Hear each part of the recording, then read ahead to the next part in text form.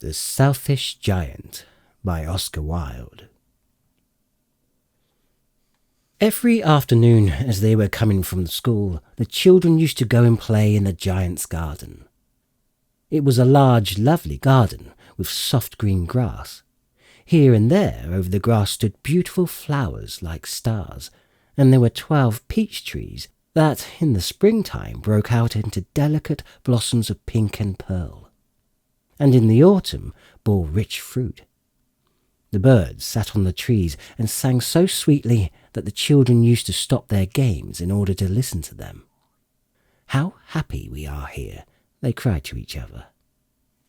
One day the giant came back. He had been to visit his friend, the Cornish ogre, and had stayed with him for 7 years. After the 7 years were over, he had said all that he had to say, for his conversation was limited, and he determined to return to his own castle. When he arrived, he saw children playing in the garden. "What are you doing there?" he cried in a very gruff voice, and the children ran away. "My own garden is my own garden," said the giant. "Anyone can understand that, and I will allow nobody to play in it but myself." So he built a high wall around it and put up a notice board. "Trespassers will be prosecuted." He was a very selfish giant. The poor children had now nowhere to play. They tried to play on the road, but the road was very dusty and full of hard stones, and they did not like it. They used to wander round the high wall when their lessons were over and talk about the beautiful garden inside. "How happy we were there," they said to each other. Then the spring came, and all over the country there were little blossoms and little birds. Only in the garden of the selfish giant it was still winter. The birds did not care to sing in it, and there were no children, and the trees forgot to blossom. Once a beautiful flower put its head out from the grass, but when it saw the notice board, it was so sorry for the children that it slipped back into the ground again and went off to sleep. The only people who were pleased was the snow and the frost. "Spring has forgotten this garden," they cried, "so we will live here all the year round." The snow covered up the grass with her great white cloak, and the frost painted all the trees silver. Then they invited the north wind to stay with them, and he came. He was wrapped in furs, and he roared all day about the garden and blew the chimney pots down. "This is a delightful spot," he said. "We must ask the hail on a visit." So the hail came.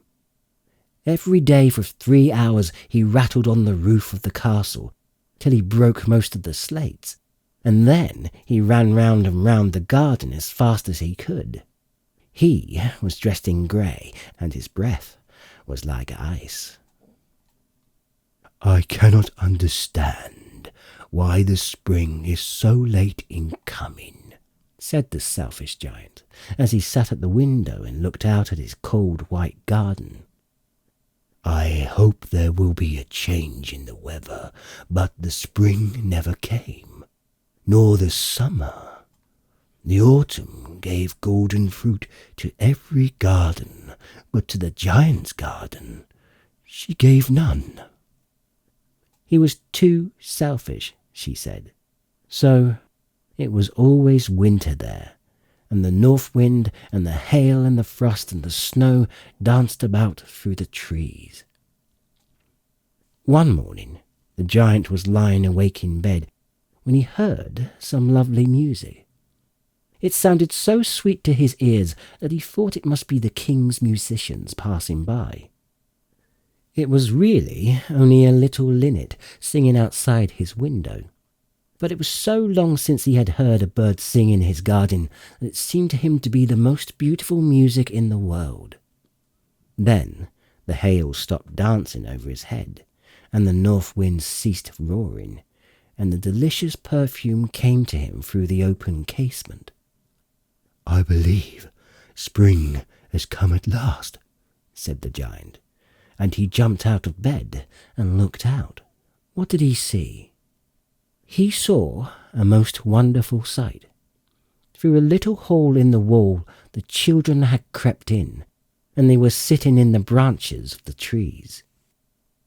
In every tree he could see there was a little child, and the trees were so glad to have the children back again that they had covered themselves with blossoms and were waving their arms gently above the children's heads. The birds were flying about and twittering with delight, and the flowers were looking up through the green grass and laughing. It was a lovely scene. Only in one corner was it still winter. It was the farthest corner of the garden, and in it was standing a little boy. He was so small that he could not reach up the branches of the tree, and he was wandering all round it, crying bitterly. The poor tree was still covered with frost and snow, and the north wind was blowing and roaring above it. "Climb up, little boy," said the tree, and it bent its branches down as low as it could, but the boy was too tiny, and the giant's heart melted as he looked out. "How selfish I have been," he said. "I will put the poor little boy on the top of the tree. Then I will knock down the wall, and my garden shall be the children's playground for ever and ever." And he really was very sorry for what he had done. So he crept downstairs and opened the front door quite softly and went out into the garden.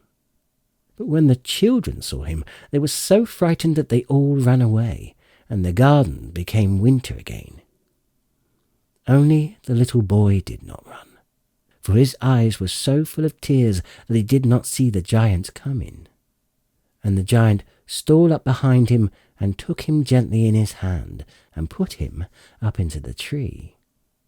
The tree broke at once into blossom, and the birds came and sang on it.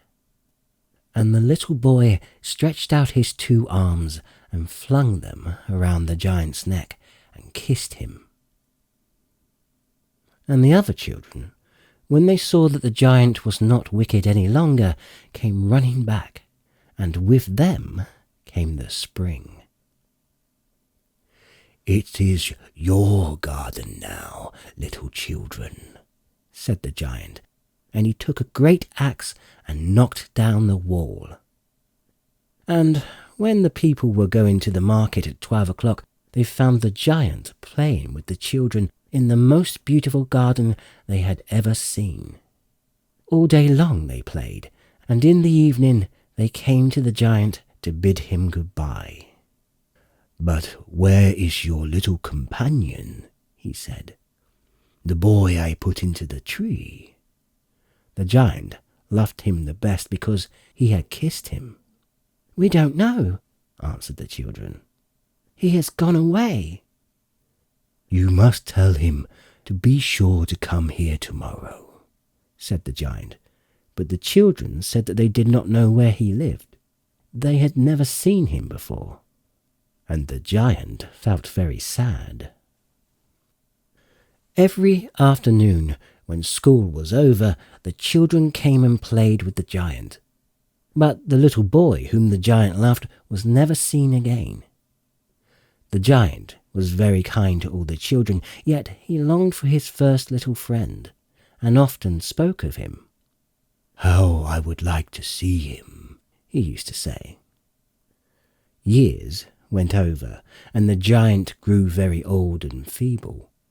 He could not play about any more, so he sat in a huge armchair and watched the children at their games and admired his garden.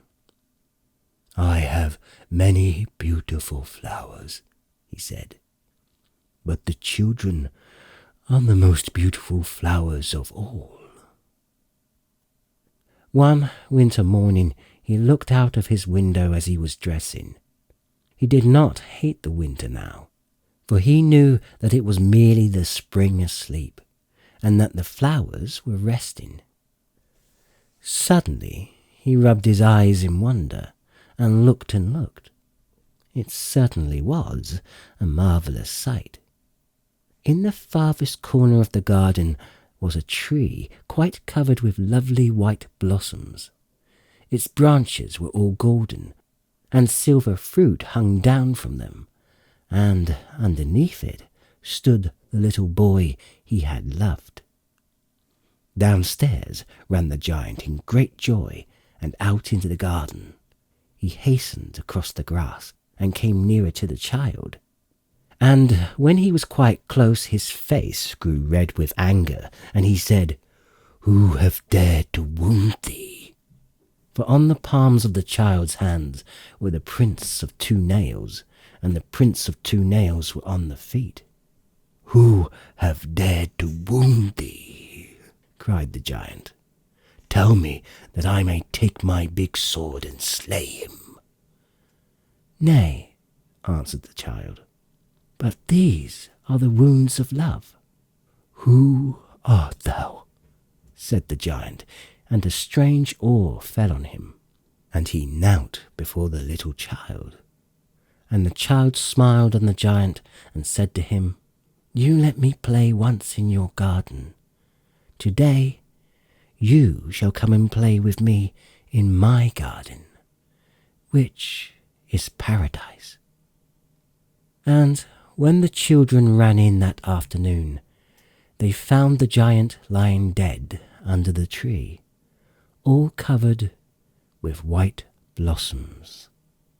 The end.